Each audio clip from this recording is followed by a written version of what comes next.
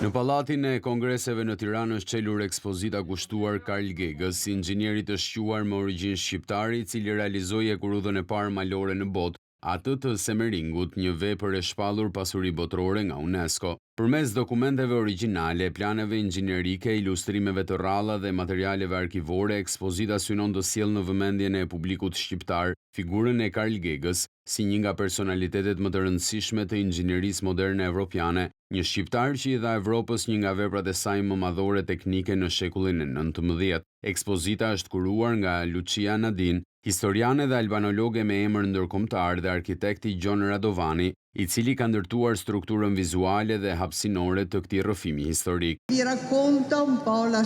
Është një ekspozitë që tregon historinë e Karl Gegës, që është me origjinë shqiptare, e më pas jetoi në Venecia ku dhe bëri studimet. Kjo është një ekspozitë që vërteton lidhjet historike mes Venecias dhe Shqipërisë. Ky është një rast i mirë për të forcuar lidhjet e vjetra që në një farë mënyrë tregojnë edhe historinë e dy vendeve.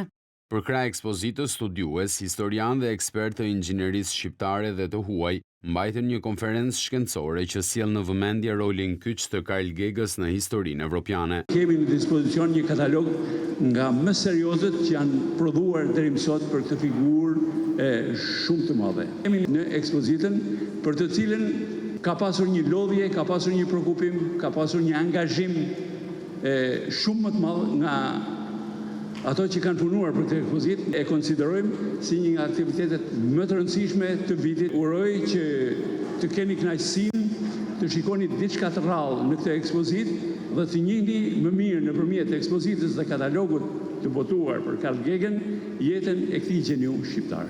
Ekspozita që do të qëndrojë e hapur për publikun deri më 25 qershor është rezultati i bashkëpunimit kulturor ndërkombëtar dhe përbën një mundësi të veçantë për njohjen dhe rivlerësimin e kontributeve shqiptare në historinë evropiane të shkencës dhe teknologjisë.